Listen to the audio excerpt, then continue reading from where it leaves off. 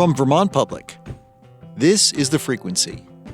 I'm Mitch Wertlieb. It's Thursday, May 29th, and here are today's headlines. The Vermont Senate has approved legislation that changes how consumers can purchase cannabis products. Many smaller growers don't have a place to sell their products due to limited shelf space at many of the state's 110 retail stores. So they want lawmakers to allow them to sell directly to consumers. Speaking on the Senate floor, Windsor Senator Allison Clarkson said no state allows direct sales. But she said the bill does create a pilot program where small growers can sell directly to consumers under the auspices of a licensed retailer at some events. It's designed to provide another opportunity for our small local farmers. They deserve much of the credit for establishing Vermont's reputation as the most exciting cannabis market in the country. The House will now review the bill. Health guides designed by and for Vermonters with developmental and intellectual disabilities are now available. The Inclusive Healthcare Partnership Project has spent 3 years developing the guides. They use plain language, meaning short sentences without jargon. Kirsten Isgro is part of the team that made the guides. You could explain conjunctivitis in really, really complicated ways, or you could call it pink eye and it's a virus and there's drops that you can use. Communication challenges can be a barrier to healthcare for people with disabilities. Vermont has paused funding for widespread PCB testing in schools. The Vermont Agency of Natural Resources says that limited funding means it will focus efforts on schools with substantial contamination. WCAX reports that schools with testing scheduled in the next couple of months will be allowed to continue with their schedule and will have to wait for a refund. Officials say testing will ramp back up when additional funding becomes available.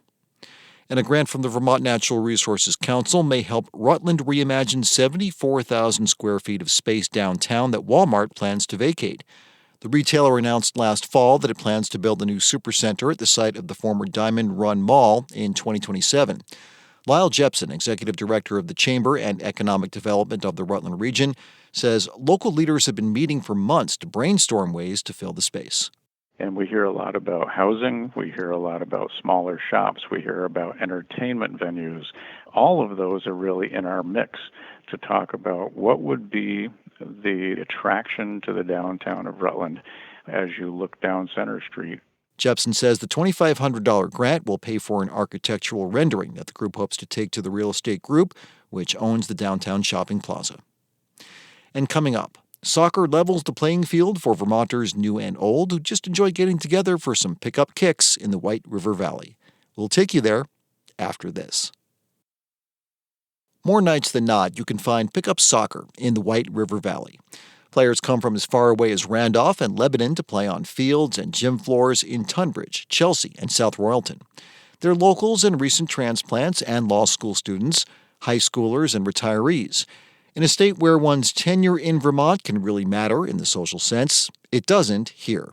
But of course, it's about more than just soccer, because it's always about more than soccer. Vermont Public's Sabine Pooks has this postcard. In the rec soccer world, the phrase pickup means a certain low-stakes, come-as-you-are kind of play. But do not mistake that for a lack of commitment. Not with this group. So we used to just do Tuesdays, Thursdays, Sundays. We've been adding Wednesdays, and I try to get to all of them. It's a lot of days. It's good, though. I mean, I'm so lucky to have this here. Nate Barsanti is from Sharon.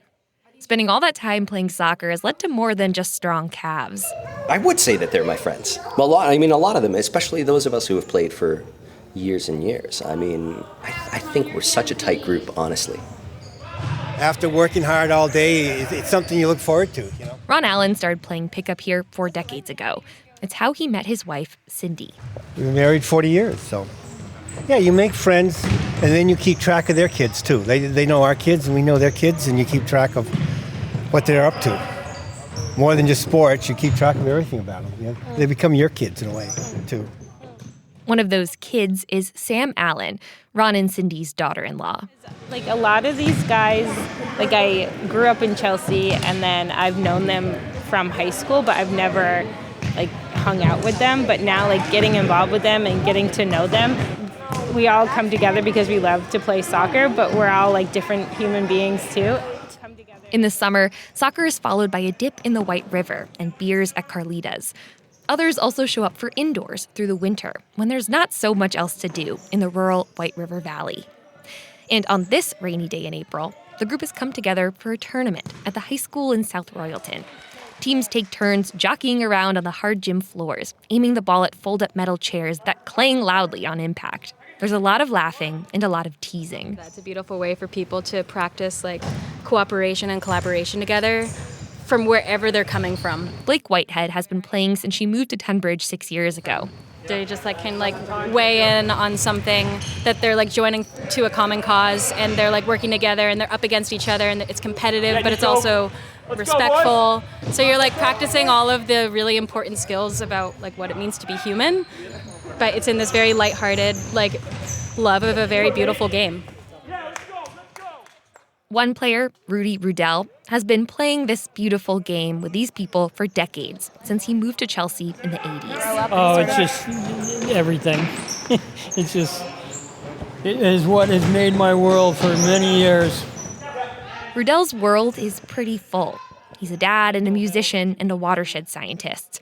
And still, he's one of the reliable faces at soccer, the ones who come week after week after week. Last Thanksgiving, Rudell's house in Tunbridge burned down. He didn't have insurance on the place. So his teammates put together this tournament, which also doubles as a fundraiser. So Rudell has money to rebuild come summer. How are you feeling? A little emotional. This is a lot of people from 40 years. Underneath his bushy white beard and wire-rimmed glasses, Rudell looks touched, if not a little embarrassed, to see all these players from over the decades. And some newcomers, too. I'm one of them. Since I moved here, I've been playing with this group. I was so psyched to hear that you were playing, and Jordan said... Rudell actually hasn't been playing for about a year. He's nursing an injury, though sometimes he'll still come by with his dog, Holly, to watch us play. His adult son, who's been coming to pick up since he was a little kid, he plays often, too. Rudell's teammates want to know when he's going to start rebuilding his house so they can help. They raised more than $3,000 for him at the tournament. But really, they're wondering when he's coming back to the pitch. One player asked if I could find out when he's planning to start playing again. For the story, he said, but also, quote, for us. Rudell says he hopes to be back out there this summer. For Vermont Public, I'm Sabine Pooks.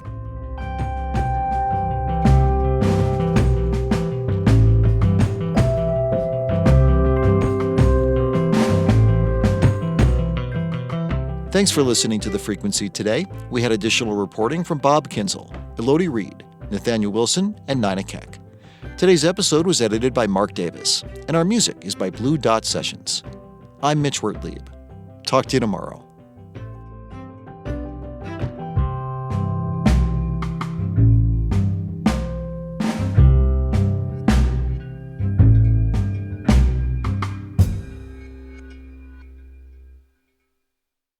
The Afghan Women of Brattleboro is a new podcast presented by Vermont Public.